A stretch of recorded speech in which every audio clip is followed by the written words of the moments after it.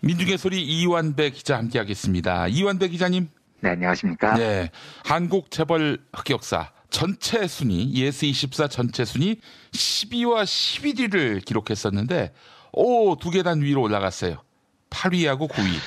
다들 청취자 여러분들께서 도와주신 덕분입니다. 고개를 푹 숙여서 감사드립니다. 아이고, 뭐 그렇게만 말씀하지 마시고 당연히 그 정도 순위는 될 줄 알았다. 이렇게 말씀하시는 정말 게 몰랐습니다. 정말로 몰랐습니다. 에이. 진짜로 몰랐습니다. 그럼 제가 이 진심으로 말씀드리는 건데 제가 과거에 혼자서 이제 글을 쓰고 살려고 생각을 하고 있었을 때 제 꿈이 종합 10위가 아니고 종합 100위 안에 한번 들어보는 거였습니다. 정말로 상상을 못했던 일이 지금 기적처럼 벌어지고 있습니다. 아이고, 그렇게 말씀하시니까 할 말이 없잖아요, 제가. 제가 봤을 때 말이죠. 한국 재벌 흑역사 더 이상 찍지 못하게 하기 위해서 삼성, 현대, 롯데, SK가 이 책을 집중 사재기하고 있다. 그런 느낌도 좀 받고 있어요. 네, 뭐 그렇게 사재기 한다고 못 찍어내겠습니다, 저희가. 찍다 못해서 못 찍게 하려고 그런 거 아닌가 하는 생각도 들고. 그러면 저희는 못 찍게 할 때까지 돈을 퍼부으면 그거보다도 더 찍겠습니다. 알겠습니다. 저희만 좋은 거죠, 뭐. 글쎄 말입니다. 졸라 땡큐가 되겠죠. 네. 예. 자, 이번 주 일요일 3월 25일 일요일 낮 2시에 벙커원에서 우리 이완배 기자와 함께하는 북콘서트. 여러분 많은 참여 부탁드리겠습니다. 예. 자, 이완배 기자님 오늘 어떤 이야기 준비하셨습니까? 예, 오늘은 제일모직 삼성물산 합병과 관련해서 19일에 SBS가 단독 보도했던 에버랜드 땅값에 대한 보도를 해석해 보려고 합니다. 이거 정말 충격적이었습니다. 네, 그렇죠. 그래서 저희 김용민 브리핑 2부에서도 상세하게 다뤄주셨고요. 저는 사실 SBS 보도는 못 보고요. 예. 브리핑을 듣고 SBS 보도가 있었다는 사실을 알았습니다. 그래서 기사 검색을 통해서 다시 찾아봤는데요. 예. 경제 기자 입장에서 말씀을 드리면 정말 100점 만점짜리 보도였습니다. 아주 훌륭합니다. 예. 그런데 이 훌륭한 보도를 포털 같은 곳에서 찾아보려니까 잘 안 찾아지더라고요. 그리고 보통 이 정도 훌륭한 보도면 다른 언론에서 좀 받았을 만도 한데 거의 안 받았습니다. 제 개인적인 소회를 말씀드리면 이 보도를 접하면서 부럽기도 했고요. 좀 행복하기도 했습니다. 일단 확실히 공중파 탐사보도팀이 제대로 돌아가니까 언론이 권력을 견제한다는 이 본질적 사명이 확실히 다이나믹해진 것 같아요. 요즘은 MBC가 제일 앞장서고 있고 SBS도 굉장히 잘하고 있고요. 네. 이 두 공중파의 탐사보도가 굉장히 훌륭합니다. KBS는 조금 시간이 더 걸릴 것 같지만 만약에 KBS까지 가세를 하면 9년 동안 망가졌던 언론 생태계가 상당히 회복될 것 같다는 기대가 있습니다. 예. 왜냐하면 제 경험상 이 정도 보도가 나오려면요. 엄청나게 많은 인력이 굉장히 공을 들이고 또 엄청난 실패를 감수해야 됩니다. 제가 뒤에 자세히 소개해드리겠지만 우선 이 보도는 재무제표를 정확하게 볼 수 있는 기자가 수년간의 제일모직, 삼성물산 등등 여러 회사의 재무제표를 아주 꼼꼼하게 살필 수가 있어야 됩니다. 예. 그런데 이게 왜 일반 신문사에서 잘 안 되냐면 그 정도 인력이 없어요. 그리고 서로 인력이 있더라도요. 신문사들은 규모가 작기 때문에 뭘 파고 있으면 기사가 나와야 됩니다. 석 달 고생했는데 기사가 안 나오면 욕을 바가지로 먹죠. 또 실제로 신문사에서는 탐사보도팀이 있기는 있는데 있는 곳도 있고 없는 곳도 있지만요. 아무도 거기를 가기를 원하지 않아요. 정치부, 경제부, 사회부가 메인이어서 탐사보도팀에서 뒹굴고 있는 걸 약간 인사상으로 물을 먹었다고 생각을 합니다. 네. 그런데 이게 되는 곳이 공중파 방송사입니다. 실력이 뛰어난 인력들에게 충분한 시간을 줄 여력이 있는 곳이죠. 그래서 공중파에서 탐사보도는 제가 알기로 꽤 각광받는 부서이기도 합니다. 이명박근혜 시절에 왜 방송 장악하면서 탐사보도 프로그램부터 자꾸 없애려고 했잖아요. 그랬죠. 그 이유도 아마 그런 거였을 겁니다. 네, 실력 있는 사람들이 작심해서 몇 개월을 파헤치면 굉장히 많은 게 드러나니까 이게 굉장히 무서웠던 거죠. 예. 오늘 브리핑에서 드리는 이야기는 그래서 19일에 무려 7국주로 방송된 SBS 보도에 대한 헌정 브리핑 같은 겁니다. 경제기자 입장에서 들어보니 와 이걸 어떻게 해냈냐. 재무제표를 어떻게 저렇게 꼼꼼히 봤냐. 증권사 보고서는 몇 개를 들춰본 거냐. 무엇보다도 저걸 본다고 기사가 나온다는 보장이 없었는데 목적의식을 가지고 저걸 끈질기게 해낸 그 패기와 끈질김이 정말 대단해 보이더라고요. 예. 아주 훌륭한 보도였습니다. 그리고 누군가가 이걸 한번 들여다보겠습니다라고 보고를 했을 때 리더가 오케이, 아무것도 안 놔도 괜찮으니까 한번 세게 파봐 하고 충분한 시간을 부여했다는 점도 저는 굉장히 훌륭해 보입니다. 예. 이 훌륭한 보도가 포털 등에서 묻혀버리고 있는데 경제기자의 한 명으로서 감사, 찬사 이런 마음을 담아서 제가 이 보도를 받아서 해석을 해보려고 합니다. 예. 과거 방송에서도 여러 번 말씀드렸지만요. 복습을 한번 해보죠. 예. 이재용의 3세 승계에서 제일 문제가 됐던 건 이겁니다. 당시 이재용은 사실상 삼성그룹 대부분을 이미 장악을 하고 있었어요. 오만 편법을 다 동원해서요. 그런데 유일하게 남은 게 삼성전자를 지배하지 못하고 있었다는 거죠. 그런데 삼성전자를 지배를 못하면 그건 삼성그룹을 지배하는 게 아니죠. 삼성전자가 삼성그룹의 거의 모든 것이니까요.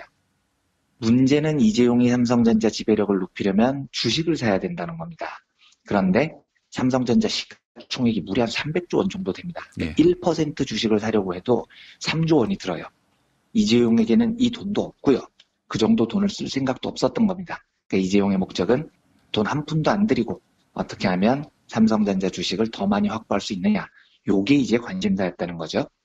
그런데 주변을 돌아보니까 엉뚱하게도 삼성물산, 그러니까 옛날 삼성물산을 말씀드리는 겁니다. 예, 예. 삼성물산이라는 이상한 회사가 이유는 잘 알 수 없는데 삼성전자 주식을 4% 넘게 들고 있더라는 겁니다. 우와, 이재용 입장에서는 저 4%를 너무 갖고 싶은 겁니다. 이 4%가 별게 아닌 게 아닌 게요. 아까 말씀드렸지만 삼성전자 지분 1%만 해도 3조 원입니다. 4%를 사려면 이게 12조 원짜리예요. 이재용 전 재산이 9조밖에 안 되는데 예. 전 재산보다도 많죠. 저 4%를 공짜로 삼킬 수만 있다면 너무너무 좋겠다. 이게 이제 이재용의 상상력이었습니다. 예. 그래서 당시 이재용이 확고하게 보유하고 있었던 제일모직이라는 회사. 이 회사는 무조건 이재용의 소유였거든요. 이 제일모직과 삼성물산을 합쳐버리면 되지 않느냐, 이런 황당한 발상이 나온 겁니다. 두 회사를 하나로 합치면 삼성물산이 들고 있던 무려 12조 원짜리 삼성전자 주식 4%를 제일모직 소유로 옮겨올 수 있다는 거죠. 예. 제일모직은 어차피 이재용 회사니까요. 그 4% 주식이 이재용의 것이 된다. 이런 시나리오였던 겁니다. 제가 정영식 판사의 2심 판결에 제일 동의할 수 없는 게 이겁니다. 정영식은 이재용의 3세 승계라는 실체가 없었다라고 판결을 내렸잖아요. 예. 그런데 3세 승계라는 실체가 없었다면 이 이상한 합병을 왜 했냐는 거죠.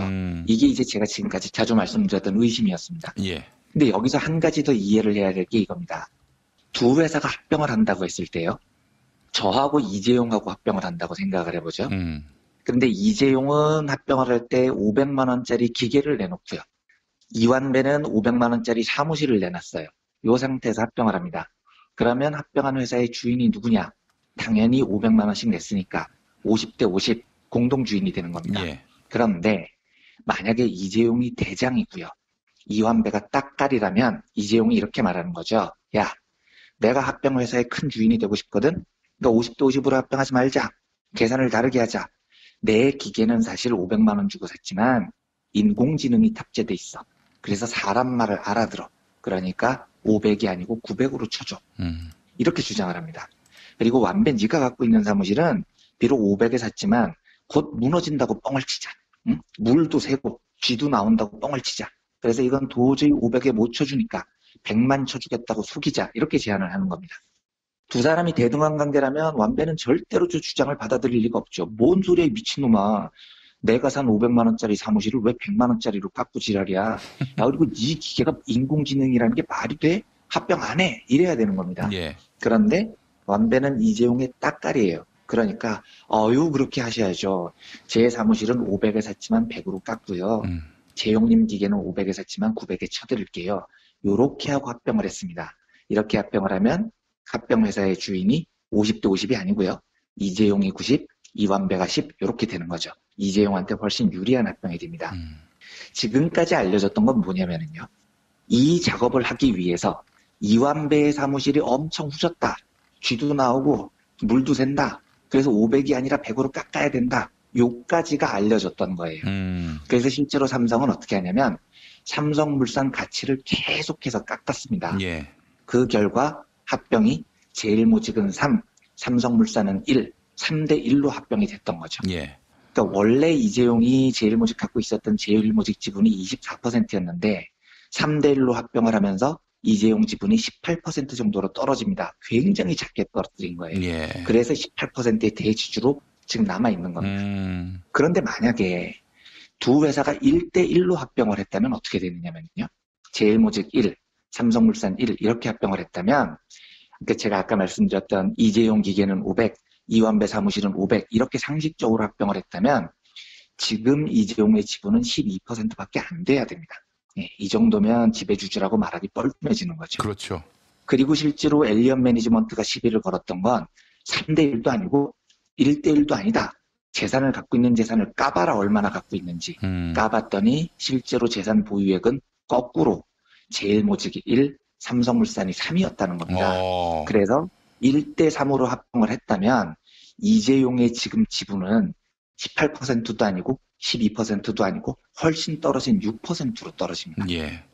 그러니까 제대로 합병을 했다면 지금 이재용은 6% 주주밖에 안 됐을 텐데 이걸 저쪽에 기계는 높이 쳐주고 이쪽에 사무실은 낮게 깎아가지고 지금 이재용이 18%나 되는 주주로 만들어줬다는 이야기죠. 그런데 지금까지 알려진 사실은 뭐였냐면 삼성물산을 깎은 것까지만 알려졌습니다. 아우 삼성물산 저 사무실은 쥐도 나오고 물도 새고 그러니까 500만 원짜리가 아니고 100만 원짜리예요. 요까지만 나왔습니다. 요까지는 실제로 사법부 판결도 그렇게 돼 있습니다.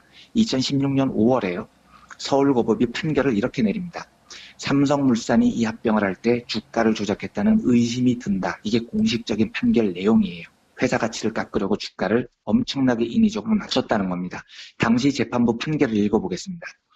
제일모직 주가가 높게 삼성물산 주가가 낮게 형성돼야 이건희 회장과 이재용 삼성전자 부회장 등 지배 주주 일가에게 이익이 되는 상황에서 삼성물산이 건설 수주에 지나치게 소극적으로 나서는 등 주가를 의도적으로 낮췄다고 의심하는데 합리적인 이유가 있다.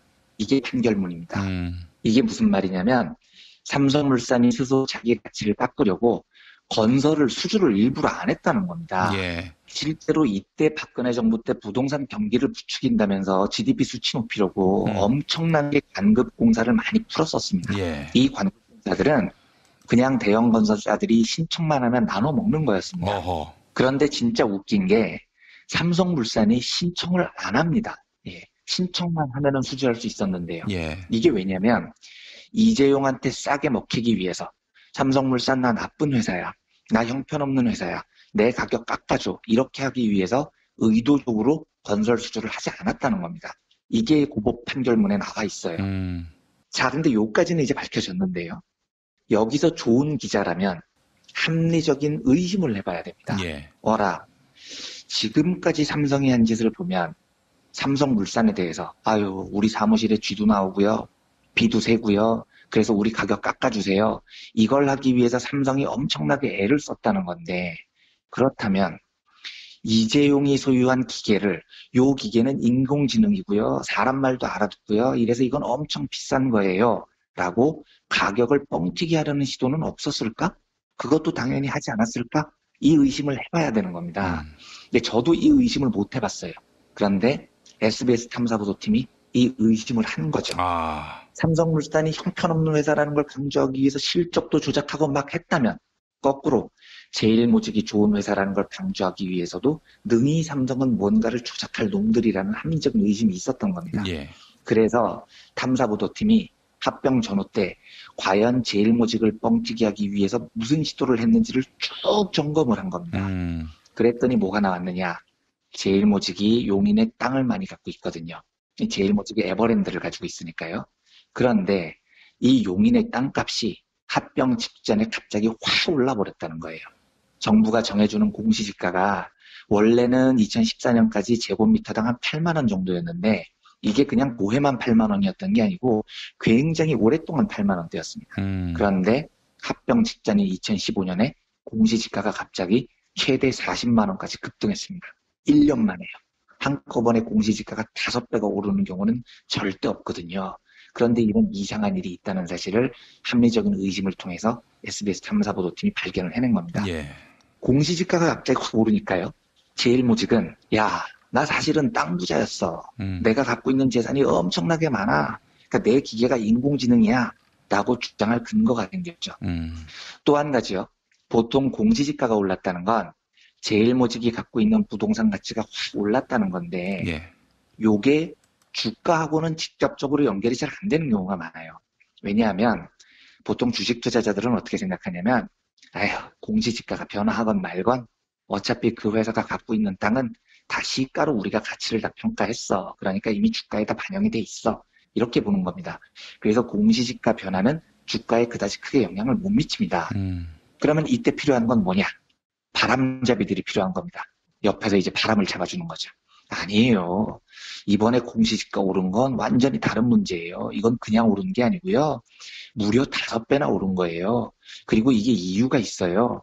여기에 엄청난 개발 호재가 있기 때문에 오른 거라고요. 하고 누군가가 바람을 잡아줘야 주가가 오릅니다. 예, 예. SBS 보도가 이것 때문에 그 당시에 나왔던 증권사 보고서들을 다 훑어봅니다.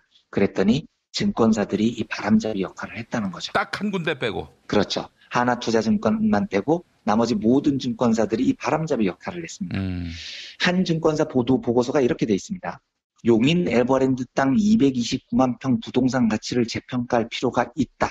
토지 용도가 변경된다면 최대 3조 2천억 원의 가치가 있다. 이렇게 수치를 제시하는 보고서를 바람잡이로 내놓습니다. 예. 이후에 다른 증권사들도 에버랜드 땅 가치가 3에서 4조 원 된다는 장밋빛 보고서를 막 쏟아내죠. 이렇게 옆에서 바람을 잡아주니까 실제로 합병이 되기 직전까지 제일모직 주가가 엄청나게 오릅니다. 그리고 삼성물산 주가는 계속해서 떨어지죠. 이래서 이재용이 내 기계는 인공지능 탑재 기계야. 그리고 이완배의 사무실은 물 새고 쥐나오는 사무실이야. 요 전술이 성공을 한 겁니다. 예. 지금 요 과정을 보면 이 제일모직 띄우기에 정말로 많은 사람들이 연루가 돼 있습니다. 일단 공시지가를 선정하는 곳이 연루돼 있겠죠. 한국감정원은 물론이고 부동산가격공시위원, 국토교통부 관계 공무원들 다 연루가 돼 있습니다. 도대체 오랫동안 8만 원에 머물러 있던 제일모직 공시지가가 하필이면 합병 직전에 40만 원으로 5배까지 튄 이유를 이 사람들은 설명을 해야 됩니다. 그런데 다들 이렇게 답을 합니다. 우연히 그랬다는 거예요. 우연히. 하필이면 그때요. 증권사들도 설명을 해야 됩니다. 당시 조금 전에 김용민 PD님께서 이야기해 주셨듯이 합병에 대해서 유일하게 반대 의견을 냈던 그 주진영 대표가 이끌던 하나투자증권이요. 그곳 리서치 센터장의 SBS 보도팀에 이렇게 이야기를 해요. 금융기관들에게는 삼성그룹이 최대 고객입니다. 삼성 의견에 따라줘야 되는 상황에서 에버랜드의 땅의 가치를 부풀려야 되겠습니까? 줄여야 되겠습니까? 어떤 방식으로든 부풀리는 방식을 찾아내야지만 가까스로 그 가치를 맞출까 말까인데 이렇게 언급을 합니다. 이 말은 제일모직을 뻥튀기 하는데 한 곳 뺀 모든 증권사들도 바람잡이로 연루가 됐다는 겁니다. 그런데 이유를 물어보면 삼성과 모든 증권사들은 이조차도 다 우연이었다고 주장을 합니다. 하지만 들으신 소감이 어떠십니까? 제가 보기에 이 모든 게 우연이었을 확률은 이명박이 정직한 사람일 확률보다도 훨씬 더 낮아 보여요. 거의 불가능한 일이라는 거죠. 예, 예, 예. 저는 안타깝게도 이걸 가지고 누구를 처벌하기는 쉽지 않을 거라고 보여져요. 왜냐하면 공시지가를 낮추는 거는 범죄일 확률이 높죠. 공시지가를 기반으로 세금을 거두니까요. 그래서 일부러 공무원들한테 로비를 내서 공시지가를 낮추고 내가 세금 덜 내게 하겠다. 뭐 이러면은 이건 이제 범죄가 됩니다. 그런데 이번 일은 제일모직을 뻥튀기 하는 일이었기 때문에 공시지가를 높이려고 한 일이에요. 근데 저렇게 공시지가가 높아지면 제일모직이 내는 세금도 늘어나죠. 하지만 그래도 저걸 뻥튀기를 해야 합병할 때 이재용 지분이 3조 원 이상 늘어나니까 저짓을 한 겁니다. 그래서 공시지가를 높인 걸 가지고 처벌하기는 일단 쉽지가 않아요. 국가 입장에서는 세금을 더 거둘 수 있으니까요. 예, 예. 근데 제가 여기서 꼭 드리고 싶은 이야기는 이겁니다. 이제 대법원이 판결을 할 텐데요. 진짜 이걸 좀 잘 보시라고 조언을 해드리고 싶습니다. 세상에 어떤 기업이 세금을 더 내겠다고 공시지가를 뻥튀기 하는데 항의 한마디 하지 않고 이걸 좋아하고 앉아있겠습니까? 이 짓을 하는 이유는 딱 하나라고요. 합병을 할 때 이재용한테 유리하게 만들기 위해서입니다. 이 말은 정영식이 2심에서 늘어났던 개소리, 삼재승계의 실체가 없다. 이 소리가 완벽한 헛소리라는 겁니다. 이걸 대법원이 엎어줘야 됩니다. 두 눈을 뜨고, 아니, 똑바로 뜰 필요도 없고요. 이건 뭐 개슴츠레하게만 떠도 대충 한눈으로 봐도 보이는 겁니다. 제일모직과 삼성물산, 놀이동산과 건설회사의 합병, 그리고 이 비정상적인 발상. 삼성물산은 일부러 건설 수주를 안 해서 주가를 떨어뜨리고, 이건 고법이 인정하는 겁니다.